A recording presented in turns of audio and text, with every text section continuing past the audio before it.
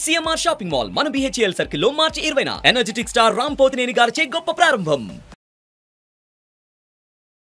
నమస్తే రమ్మగారు. నమస్తే రమ్మగారు, కొన్ని పనులు చేసేసిన తర్వాత ఏదైనా ఇబ్బంది వచ్చిందనుకోండి, అనవసరంగా చేశాను ఈ పని, చేయకుండా ఉంటే ఎంత బాగుండేది, ఈ పని చేయటం వల్ల ఈ ఇబ్బంది వచ్చిందని మనకి మనమే గుర్తిస్తాం. ఎంత బాధపడతామో, ఆ రోజు వెనక్కి వెళ్తే బాగుండు, నిజంగా అది జరగకుండా ఉండుంటే బాగుండు, అంతలా కుమిలిపోతూ ఉంటాం. మనకు తెలుసు చేయకూడదని కూడా, కానీ ఎందుకు చేస్తాం అది? విధి బలీయమైంది అంతేనా రమ్మగారు? డెఫినెట్గా కర్మ దుర్విపాకం వల్ల చేస్తాను జయ. మన కర్మ ప్రకృతి మనని దాని వైపుకి నడిపిస్తుంది. ఎంత వద్దన్నా మనకి ఇష్టం లేని పనులు కూడా ఆ రోజు ఏమిటో చేసేస్తాం. ఒక డెస్పరేషన్ వచ్చేస్తుంది. ఆ డెస్పరేషన్స్కి మనని గురి చేసేదే మన కర్మ. విధి ప్రకృతి శక్తి మనని ఆ వైపుకి తోసిస్తుంది. అది చేయకూడదు అనుకుంటూనే కూడా చేస్తాం కదా కొన్ని మరి మాట కూడా విసరకూడదు అనుకుంటూనే ఒక మాట అనేస్తాం. అనకుండా ఉండాల్సిన నాలుగు పీక్కుంటాం. తర్వాత జరగాల్సిన డ్యామేజ్ అంతా జరిగిపోతుంది. చాలా డ్యామేజ్లకి ఆది సూత్రం ఒక్క పాయింటే ఉంటుంది. ఒక్క విషయమే, ఒక్క పనే, ఒక్క మాటే, ఒక్క రోజు, ఒక్క గంట, ఒక్క నిమిషమే కూడా ఉంటుంది. ధర్మరాజు మహా జ్ఞాని.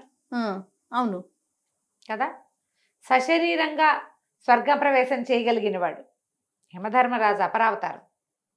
ఆయన వంశమాత్రంతో జన్మించి ఎంత ధర్మాత్ముడుగానో ఉన్నాడు.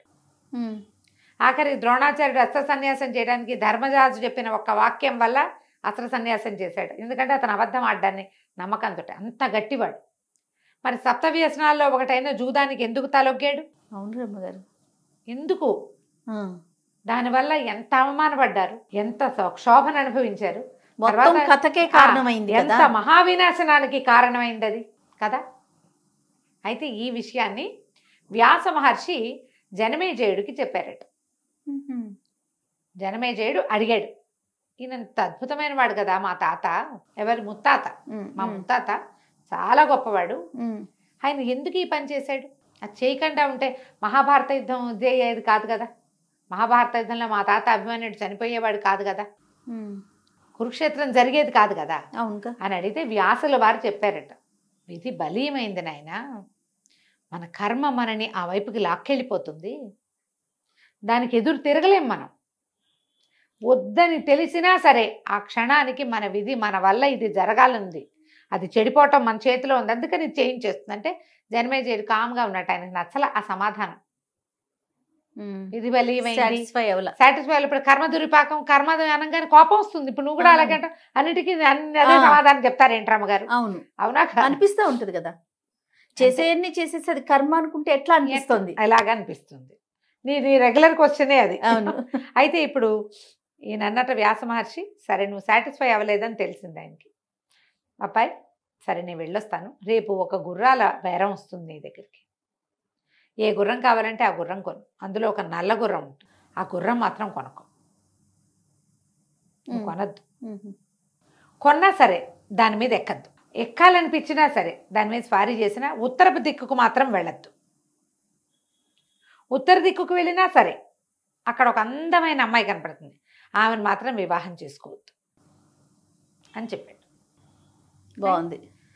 మరుసటి రోజున బోలెడన్ని గుర్రాలు వచ్చినాయి. గుర్రాలు బేరం ఆడుతుంటే నల్లటి గుర్రం ఎంత బాగుందంటే అంత బాగుంది. ఈయనకి మనసు లాగింది. మరి లాగదు, వద్దన్నాడు కదా, అటు వెళ్ళింది. గుర్రాన్ని కొనద్దు, కొన్నా ఎక్కద్దు అన్నాడు. ఎక్కను, నేను కొంటాను అంతే. కొన్నా ఎక్కద్దు అనేది ఉంది కదా క్లాజు, కొందాం ఇప్పుడు ఎక్కద్దు అని చెప్పి నల్ల గుర్రాన్ని కొన్నారు. నల్ల గుర్రాన్ని కూడా కొన్నారు, శాలలో కట్టేశారు. రోజు శాలలోకి వెళ్తుంటే నల్ల గుర్రం రమ్మంటూ ఉండేది, బలిష్టంగా ఉండేది. దాన్ని అది చూస్తే చాలా ఉద్రేకం కలుగుతుంది, ఈ గుర్రం మీద ఎక్కి స్వారీ చేసేయాలి అని. సరే ఏమనిపించింది, ఎక్కినా ఉత్తర దిక్కుకి వెళ్ళొద్దు అన్నాడు. ఎక్కుదాం, ఉత్తర దిక్కుకి వెళ్ళకనే ఉంటే సరిపోతుంది కదా. అందుకని ఏం చేశాడు, సరే గుర్రానికి కళ్ళెమది వేయించి జీనేయించుకుని 3 దిక్కులకి తిరిగేవాడు. కొన్నాళ్ళు తిరిగాడు. తిరిగాక ఏమనిపించింది, ఉత్తర దిక్కులో ఏముందో చూద్దాం, అక్కడ ఒక అమ్మాయి కనపడుతుంటే అమ్మాయి కేసు చూడద్దు అంతే కదా అని చెప్పి ఉత్తర దిక్కు కూడా వెళ్ళాడు. అక్కడ ఒక మహాద్భుత సౌందర్యవతి కనపడింది. ఎంత బాగుందో. చూడకుండా వచ్చేసాడు. ఆ అమ్మాయే పిలిచింది. పిలిచాక ఇంకేముంది, దగ్గరికి వెళ్ళాడు. ఆ అమ్మాయి నన్ను వివాహం చేసుకోమని అడిగింది. గాంధర్వ విధిని వివాహం చేసేసుకున్నాడు. వద్దని ఉంది కదా బోధ. అప్పుడు ఆగలేకపోయాడు, డెస్పరేట్, చేసేయాలనిపించింది. ఎంతమందికో మనం ఈ పని చేస్తున్నాం, ఇది పరమ తప్పు, మహాదోషం అని తెలుసు లోపల. సబ్కాన్షియస్లో ప్రతి వాడికి ధర్మం సునిశ్చితంగా ఉంటుంది లోపల, ఇది తప్పు అని. కానీ బుద్ధి కర్మానుసారిణి, అంతే, చేసేస్తారు. అక్కడి నుంచి వివాహం చేసుకుని తీసుకొచ్చేసాడు. గాంధర్వ విధిని వివాహం చేసుకున్నాడు. అసలు ఎంత సౌందర్యవతో ఆవిడే ఇంటికి తెచ్చాడు.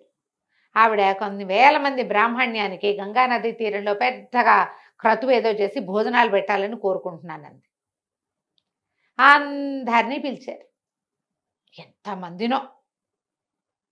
ఈవిడ మంచి రసోత్తరమైన వస్త్రధారణ కూడా చేస్తుంది ఆవిడ.